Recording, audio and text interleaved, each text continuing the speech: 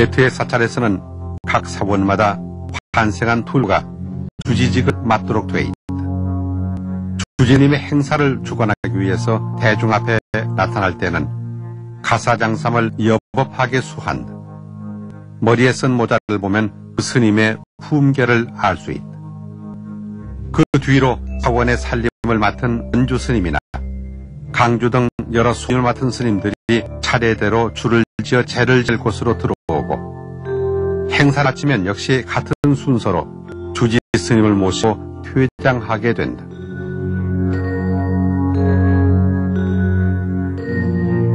링포체 중에서는 주지직 맡지 않은 스님도 있다. 이 경우에는 덕망이는 다른 스님에게 대신 주직을 맡기게 돼 이때에도 링포체 즉 불구는 일반 스님에 비해서 월등히 높은 지위와 존경을 누리게 된다. 모든 불자와 승려들이 불구를 존경하고 특히 법회 때는 이해를 다한다.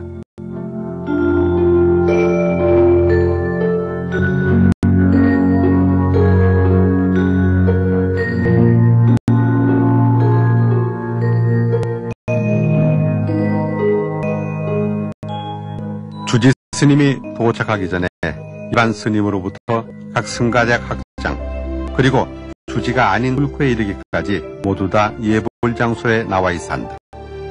주지 스님이 도착하면 모두들 조용히 일어서서 주지 스님을 맞이한다.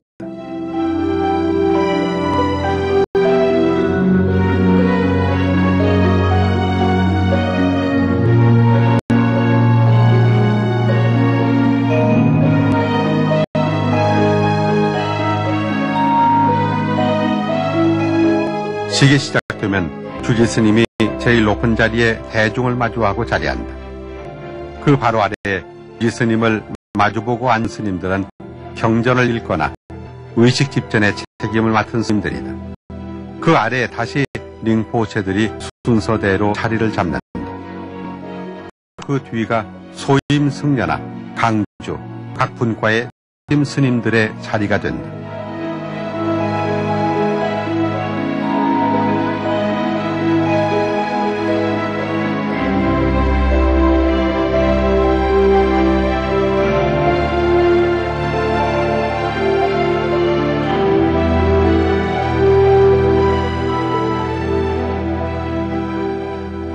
사원에 따라서는 주지 스님 외에도 여러분의 링포체들이 있는 경우가 있다. 심지어 어떤 사원에서는 툴쿠만 100명이 넘는 경우도 있다. 이런 툴쿠들도 다시 4, 5 계급으로 나뉜다. 행사가 있을 때면 이 툴쿠는 나이에 관계없이 계급에 따라서 앉게 된다. 드디어 의식이 끝났다.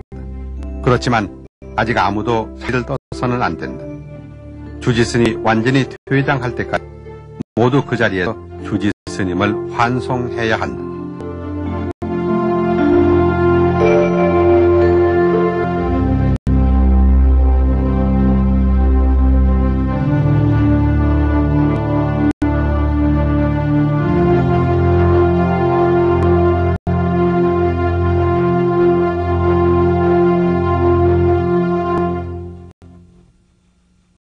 신년 축하법회에서는 주지스님이 한 명 한 명 모든 대중의 머리에 손을 대고 축복해주는 관례가 있다.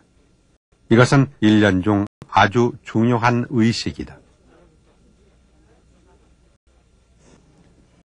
이곳 라블랭 사원은 온통 축제가 열리는 분위기입니다. 스님들이 온 마당에 가득 줄을 서 있습니다. 모두들 라블랭 사원의 주지스님께 세배를 드리고 축복을 받으려고 온 스님들입니다. 이 중에는 다른 사원에서 오신 스님들도 계십니다.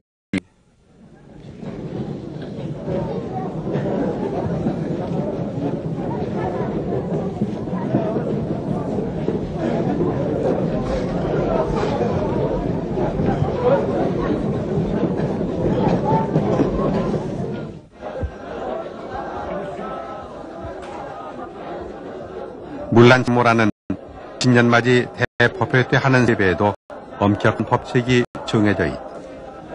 먼저 일반 스님들이 주지스님께 머리를 조아리면 주지스님은 축복이 표시로 그 스님의 머리에 손을 얹어준다.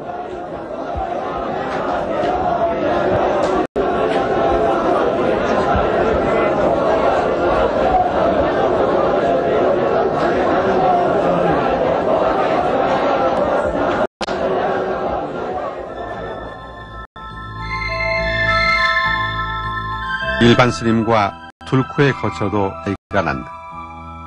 일반 스님의 손은 하얀 벽돌로 지어져 있는데 모두 단층 건물이다. 승방에는 절대 다른 장을 해서는 안 된다. 일반 스님들은 이런 집에서 살거나 툴쿠의 거처 중에서 방을 하나 얻어 살게 된다.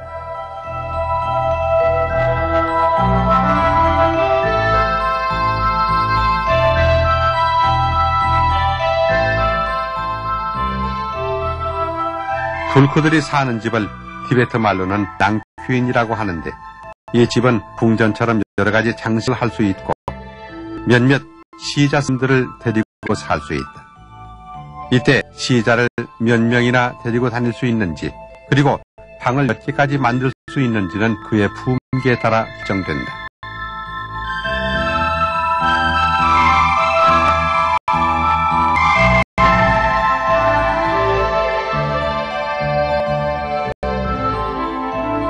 낯선 사람의 눈에는 티베트 스님들은 전부 다 똑같이 노란 모자에 붉은 가사를 걸치고 있는 것처럼 보이지만 사실은 그렇지 않다. 스님들의 가사나 모자의 색깔이나 모양도 품계나 지위, 같은 소임에 따라서 확실하게 구별되어 있다.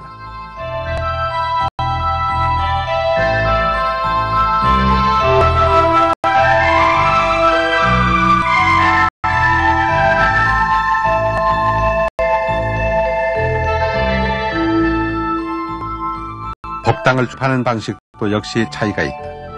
한국과는 달리 주지 스님이나 툴쿠 등 고위 스님들은 법당의 옆문으로 출입하고 일반 스님은 정문으로만 출입할 수 있다.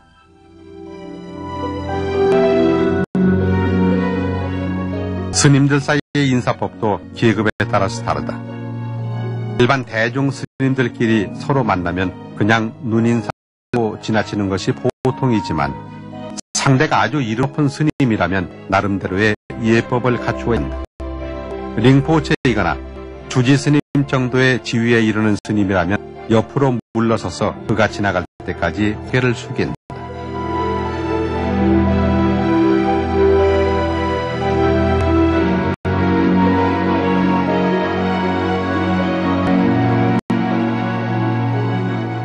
이제 막 출가한 사미와 스승과의 구별은 더욱 엄격하다.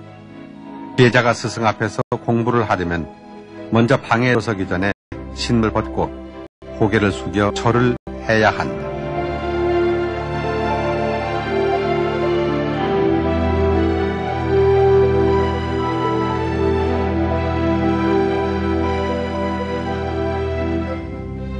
스승은 보통 창밖에 침상 위에 앉고 제자는 바깥에 바닥에 앉게 되는데 앞에 달린 창문 너머로 스승의 목소리를 듣는 것이다. 어떤 때는 제자들에게 마당에서 경을 암송하게 하고 스승은 안에서 그 소리를 듣는 경우도 있는데 이때 스승의 허락이 떨어질 때까지 계속 반복해서 경을 외워야 하며 마음대로 질문을 할 수도 없다.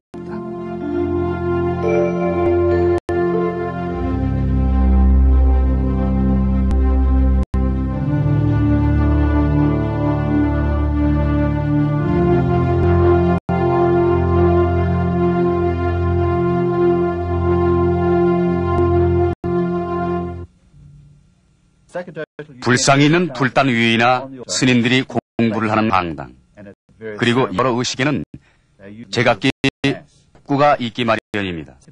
사원 생활에는 아주 다양한 법구들이 사용됩니다. 가장 대표적인 것이 기도나 법회, 공부할 때나 당 올릴 때 사용되는 것들입니다.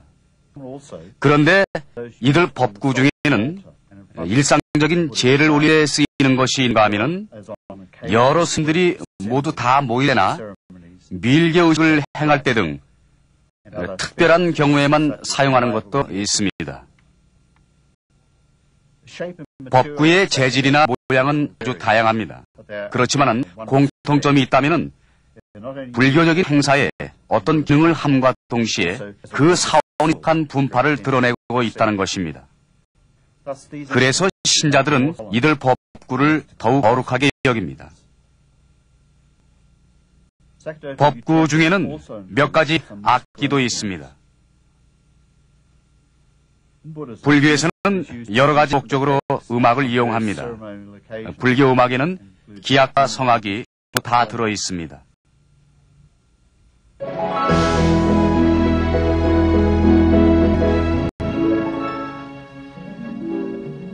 어느 사원의 불단에서나 이렇게 거의 비슷한 모양으로 여러 가지 성물이 늘어서 있는 것을 볼 수 있다.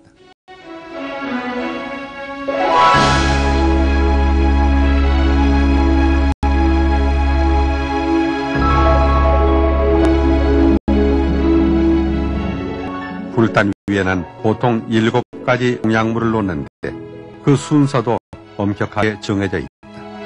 그 7가지 공약물은 물, 향, 등, 파, 음식 등인데 물을 2그릇 떠놓는 것이 보통입니다. 티베트 불교에서 이렇게 7가지 공약물을 바치는 전통은 아주 오래전부터 비롯된 것이다. 부처님은 수행 기간 동안 여러 곳으로 돌아다니면서 그곳의 주민들에게 공양을 받으셨다. 사람은 먼저 2그릇의 물을 떠와서 부처님께서 손과 할 수 있도록 했다고 한다. 그리고 신선한 꽃과 향으로 공양했다. 부처님께서 설법을 하시기 전에는 그 앞에 등불을 켜드리고 설법이 끝나면 음식과 음료수를 드렸다. 불교가 널리 전되면서 공양의 풍습도 같이 전해져서 지금 같은 7대 공양물로 자리 잡은 것으로 보인다.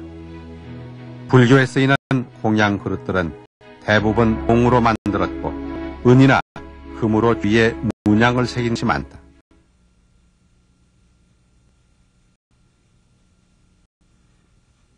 이외에 의식에 쓰이는 법구들이 있다. 이것은 금강저라고 하는 것으로 의식이 진행되는 동안 손에 들고 있는 것이다. 금강저는 원래 무기로 사용되는 것인데 후에 밀교 의식에서 지혜의 날카로움과 확고함을 의미한 법구로 쓰이기 시작했다. 금강저엔 삿된 기운을 몰아내는 힘이 있다고 믿는다.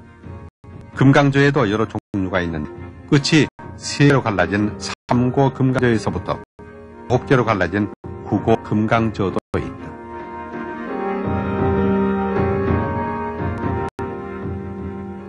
금강저와 비슷하게 쓰이는 이 법구는 금강봉이라고 한다.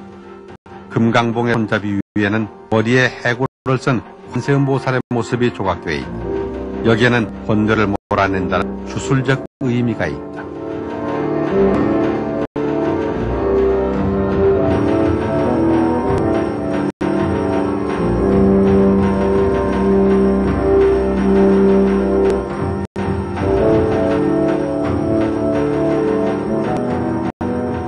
이것은 금강령이라고 하는 방울이다. 금강저와 같이 가장 많이 쓰이는 법구인데 금강저는 남성을 상징하고 금강령은 여성을 상징한다.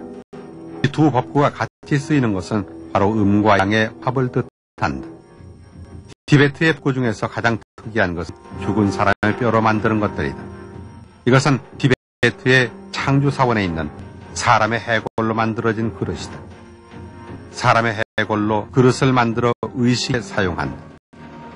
특히 그 해골의 주인 이름이 알려진 성이면 그 그릇은 더욱더 신성한 것으로 생각된다. 밀교에서 의식을 치르기 전에 스승이 이 그릇에 물이나 물을 담아서 제자의 머리 뿌리거나 제자에게 마시도록 한다.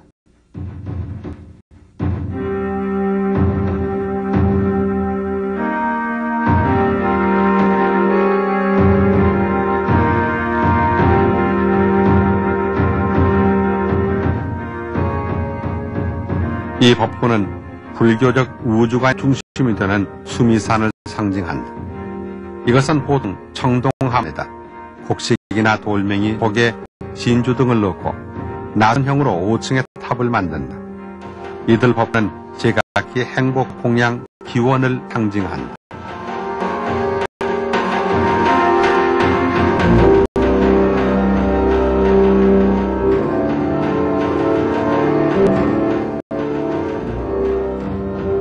이 밖에도 예물에 두루 쓰이는 악기들이 있는데 먼저 법보가 있다. 법보도 재료나 크기가 여러 가지다.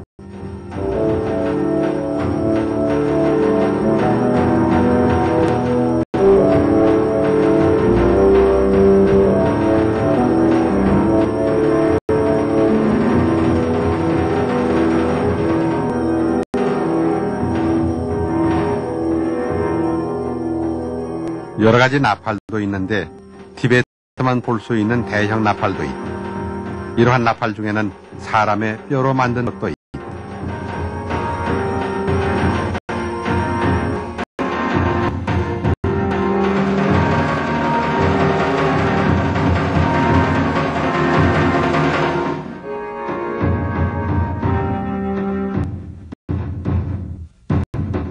서양의 심벌스 같은 이 악기를 불교에서는 바라라고 한다.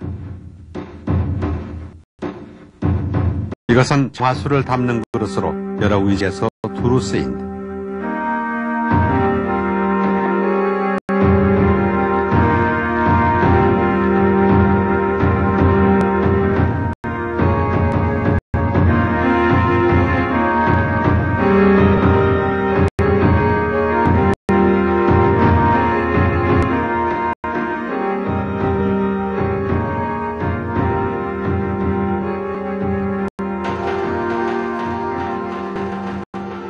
이들은 제각기 나름대로의 의미가 있고 특별한 기능이 있다. 티베트의 밀교 의식들은 이러한 악기가 의지는 제대로 치러질 수가 없을 만큼 음악 역할은 아주 중요하다.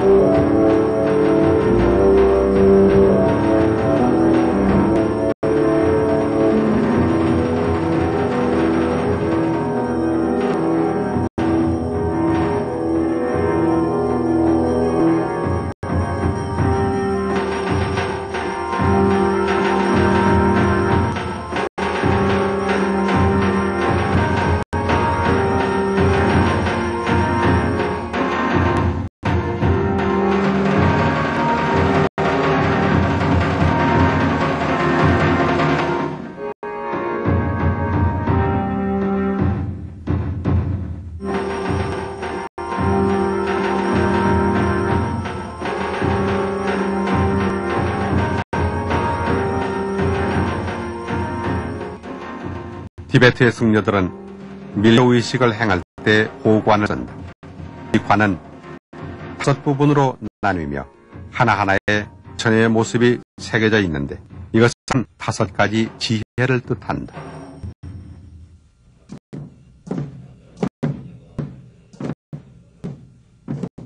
불교에서 쓰이는 음악은 일반 음악과는 다른 것이다. 범패에 쓰이는 악기, 세속음악에 함부로 사용할 수 없고 스님이 아니면 범패를 전수해 주지도 않는다. 범패도 2가지가 있는데 하나는 오직 종교적 행사에만 쓰이는 아주 엄격한 것이 있고 다른 하나는 좀 더 화려한 것이다. 전자는 예불을 드리거나 불구의 즉위식, 불상 금안식 등에 주로 쓰이고 후자는 사찰에 귀빈이 오거나 떠날 때 환영음악으로 쓰이거나 실제 법회가 벌어지기 전에 분위기를 돋구기 위해서 쓰이기도 한다.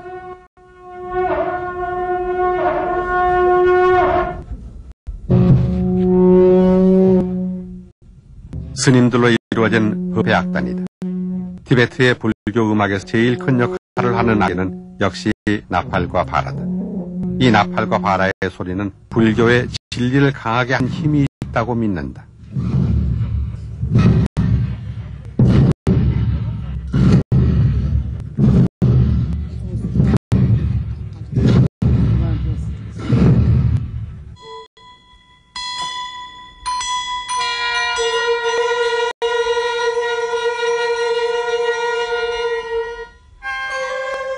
범패악단의 연습 모습이다.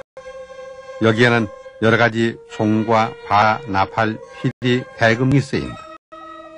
큰 사찰마다 그 사찰 전용에 이런 범패 취주대가 구성되어 있는데 이들은 라블랭 사원의 범패악단이다.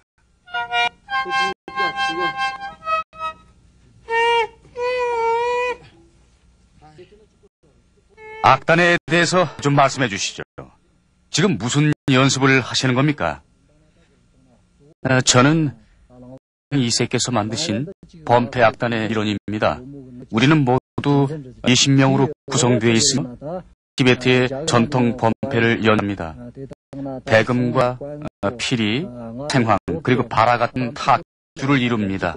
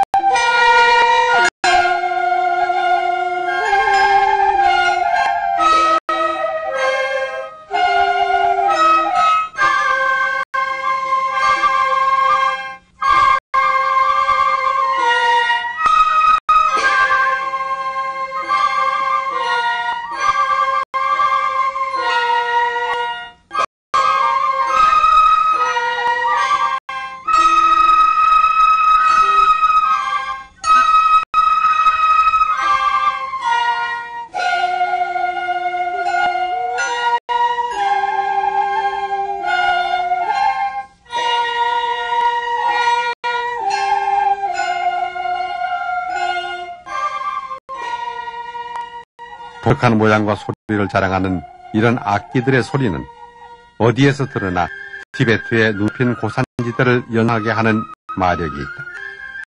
그 풍경과 함께 깊고 그윽한 부처님의 음성을 떠올리게 한다.